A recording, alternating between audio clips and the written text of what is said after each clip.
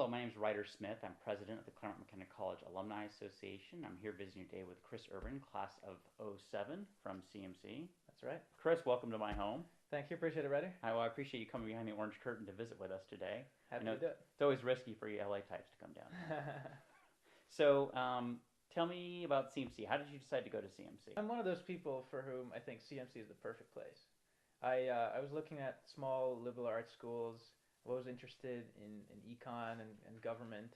And somehow CMC just stood out from all the other schools because of the whole real world focus, because of the small sizes, because of the because of the research institutes. Everything was just really special in a way that it made every other school seem all the same. Mm-hmm. And Southern California is nice too. You knew first in what your major was going to be, or did that change for you while you were a student at CMC? Actually, I did. I had a pretty good idea. I ended up doing econ math dual with a finance sequence. I've always wanted to do finance. I've actually got into CMC saying, all right, this is going to be great. I can get a finance job. I can get finance internships. It's going to be fantastic. And I did. I ended up working at a hedge fund in New York called Taconic Capital. It was a great experience. I learned a lot. Actually, the day I got to New York City, essentially, beginning of July '07, was pretty much when the financial meltdown started. Nice. I don't think I did anything, but it's an no, you single-handedly brought down the world's finance system. Yeah, That's right? how powerful CMC I sat alumni down in front are. of a Bloomberg machine and it just went to hell.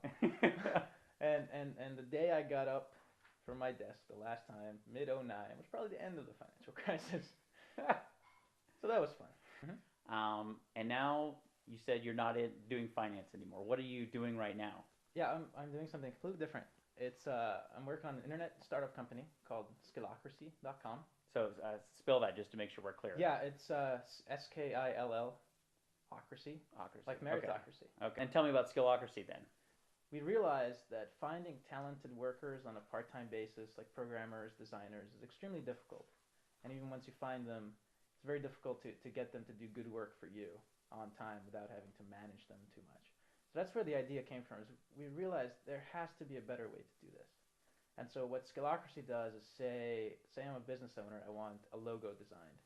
I come to the site, I can describe exactly what kind of logo I want, and it becomes a contest. And then anyone can send in finished logo designs. I get to choose the best one and just pay for it. And we generalize this contest format for programming, for research, writing, really everything that you can do on the web.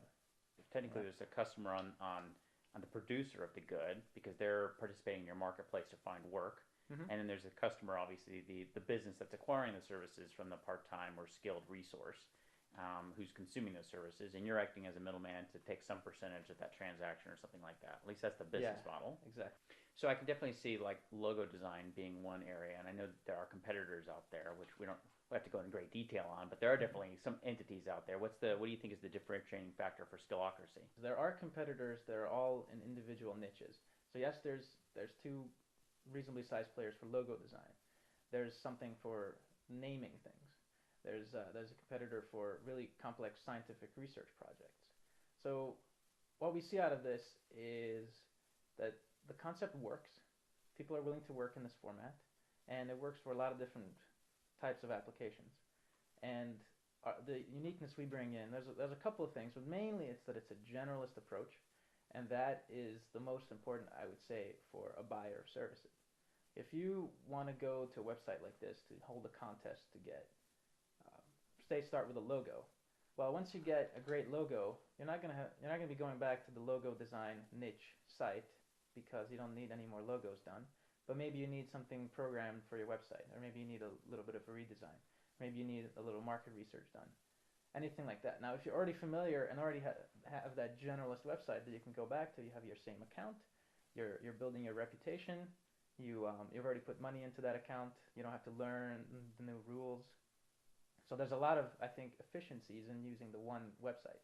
And then if we bring in the buyers, if we bring in the projects, then we can get those same workers who are working on the niche sites. There's no reason why they couldn't be active here and active there and active there. Right.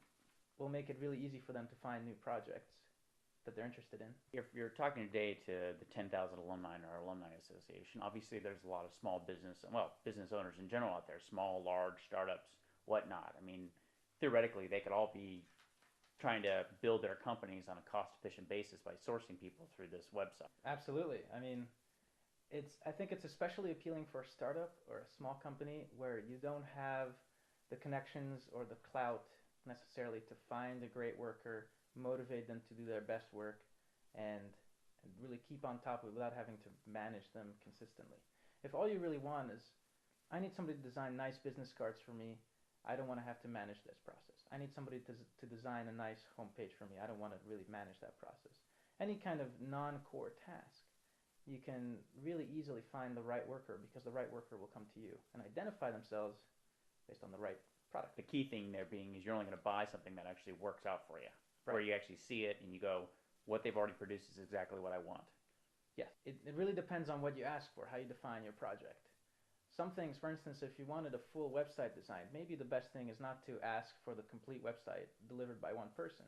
Maybe you could say, well, I just want kind of a design concept and allocate a few $100s towards that. Once you get that back, now you use that as an input for the next project and say, all right, I want a few scripts and a few aspects of this. This is how it should work.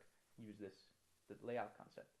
So you can kind of layer projects that way as well, and you find the right specialist for each component. And reality is you can take advantage of a global marketplace with this solution. Is that a fair statement? Right, absolutely. I mean, that's the beauty of the internet. And as long as you know that the quality of work that you get is good enough, you technically shouldn't care who it is that sent it to you.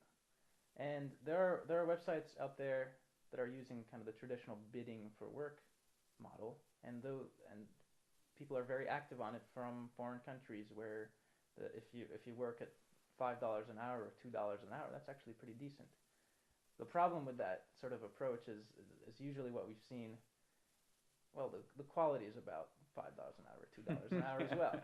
It's just a fact. I think the motivations are a little bit misaligned. The incentives are a little bit misaligned. But if you do it in such a way that work speaks for itself, then I think you'll be able to get the best out of everybody in the world. If they're delivering a finished product for the scope of your service, then your questions about quality aren't really there necessarily. Like you can see the quality evidence in whatever it is that's been delivered that you're purchasing. Right.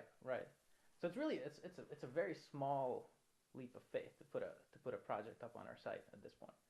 Yes, it takes a little work to write up the specification, but you're going to be doing that anyway. You probably want to know first for yourself, what is it that I really want, what am I flexible on, and what am I not, and you should probably take the effort, because otherwise the work with that freelancer you hire is going to drag on and on and on, and if they don't know exactly what you're expecting from them, then that relationship won't work out as well as you think. Anything else about Skillocracy you want to tell us? I think Skillocracy, the exciting thing about it is it's a website that has a lot to offer for pretty much everybody. If you need something, or if you have something of your skills that you can contribute, as we grow, this will be more and more relevant to you. You'll find projects you're interested in, or you'll find that the projects you want done will have the right workers for them. Even if you don't, we actually have a pretty generous referral program that if you just know somebody who'd be right for this site, you refer them to us, we'll give you 25% of the revenue we make from what they do. So that's the most generous I've found. Wow, On that's the web, impressive. because we really want to grow this way, because it just helps us, obviously, if you bring us more users.